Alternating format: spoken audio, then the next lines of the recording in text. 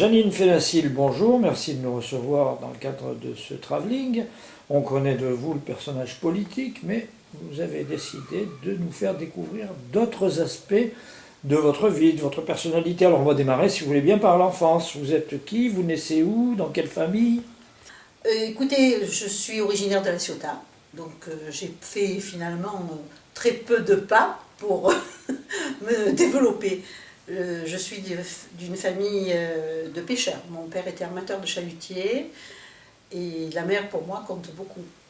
Bon, je suis arrivée assez tard dans la famille, mes parents avaient 40 et 45 ans. Donc je n'ai pas pu envisager de prendre la succession de mon père, d'abord parce que j'étais une fille, et puis aussi parce que je suis arrivée à un âge adulte un peu tardivement pour reprendre la suite. Mais ça m'aurait plu, j'aime la mer, j'aimais cette activité aussi d'entrepreneur, parce que mon papa avait fait construire lui-même ses bateaux, et donc j'aimais ça. Le fait de voir évoluer, de voir se construire ce bateau et après l'utilisation qui en était faite. Il travaillait beaucoup avec l'Institut des pêches et j'aimais ça, de travailler, d'être toujours en avance, d'essayer d'avancer dans le travail qui était mené. Voilà.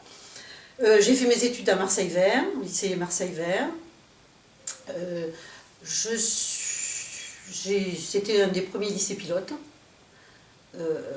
garçon-fille. Plus de notation, des lettres ABC, une liberté importante, très peu de contrôle. C'était quand même, à mon avis, casse-gueule. Un peu limite permissivité? Oui, oui. Très, très, très. J'ai oublié de dire qu'effectivement, avant j'avais été au collège d'Orange, donc collège normal, hein, et que heureusement que j'avais été suivie là et que j'avais donc un très bon niveau, parce que sinon je pense que je ne serais pas arrivée à passer mon bac, à mes 2 bacs, parce que j'ai passé les 2, je ne serais pas arrivée, parce que c'était trop laxiste, pas pour moi, parce que bon, j'ai passé de belles années, mais je pense que pour les études, c'était difficile. Vous pensez quand même que les gamins ont besoin d'encadrement? Oui, je pense. Je pense qu'effectivement, on a besoin d'encadrement pour arriver à avancer et à poursuivre ses études. Et ça vous a servi, cette non-expérience, oui, quand vous êtes devenu parent? Oui, absolument. Je pense que c'est important qu'il y ait effectivement, si vous voulez, des barrières et qu'il y ait des sache où on doit aller, ne pas aller. Hein, et qu'on se construise avec ça, je pense. Hein. Je pense que ce sont comment je pourrais dire, des jalons pour la vie future. J'ai fait philo et sciences sex, j'ai passé les 2 bacs parce que je voulais à l'origine, au départ, faire pharmacienne. Enfin, j'ai toujours eu un peu ce goût pour les autres, hein, et d'aider les autres. Donc je voulais faire pharmacienne. Médecin, c'était pas du tout, j'avais pas le cœur à faire ça, voir souffrir les gens, ça ne me convenait pas. Mais aider les gens, oui. Donc pharmacienne, ça m'intéressait. Mais quand j'ai posé la question à mes parents, la famille Léna, la famille d'armateurs, a jugé qu'une fille, ça valait pas le coup d'investir dans une pharmacie parce que j'allais me marier et que ça valait pas le coup d'investir de l'argent. Donc j'ai abandonné mes études de pharmacie, que j'envisageais.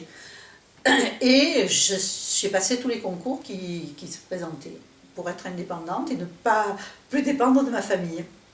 Donc vous êtes à la fracture de ces 2 générations entre la libération de la femme, j'allais dire, et la femme au foyer, la femme dépendante de l'homme. Oui, absolument. Moi, lorsque je me suis mariée, j'avais encore besoin de l'autorisation de mon mari pour ouvrir un compte bancaire.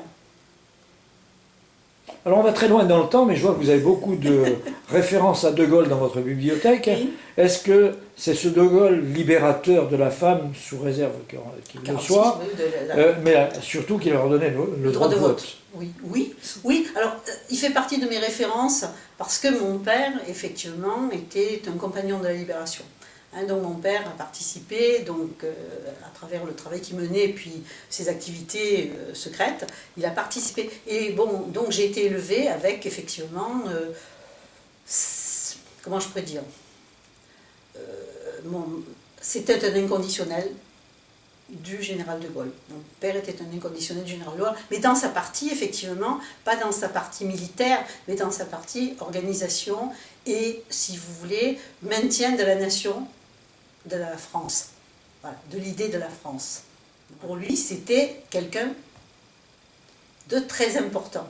Donc moi, j'ai vu un peu ça. Maintenant, j'ai effectivement pris cette distance. Et quand est-ce que vous avez cette référence à De Gaulle? Dès l'enfance? Dès l'enfance. Dès l'enfance, parce que si vous voulez, j'ai des souvenirs, si vous voulez, de mon père, bon, qui essayait, bon, ben, de travailler contre l'occupant. Hein, et donc j'ai ces souvenirs-là. Et quand après j'en ai parlé un petit peu avec lui, parce que c'était pas quand même facile de discuter avec mon père, j'ai apprécié un petit peu au départ ce qu'il me disait. Et puis après, bon, moi j'ai effectivement, ben, au cours de mes études, eu l'occasion d'approfondir un petit peu cette période. Alors, vous parlez beaucoup des hommes, j'allais dire, votre père, De Gaulle et votre maman. Ah, maman était quelqu'un de fabuleux. Mais effectivement, la femme au foyer et la femme soumise.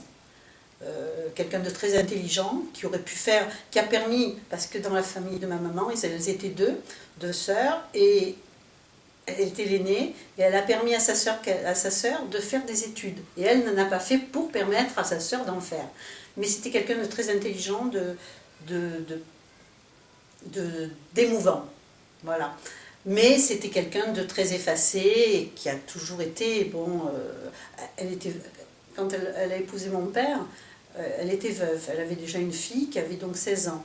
Hein, j'ai 16 ans de différence avec ma sœur. Et maman a toujours été très soumise et m'a énormément gâtée.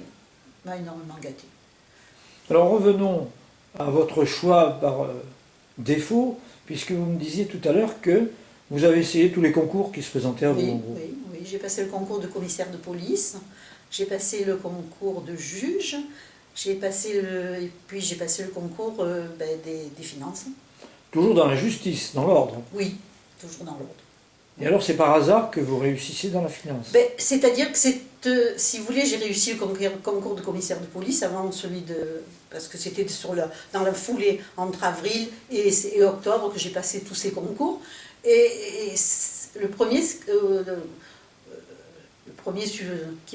où j'ai eu le succès, c'était commissaire de police.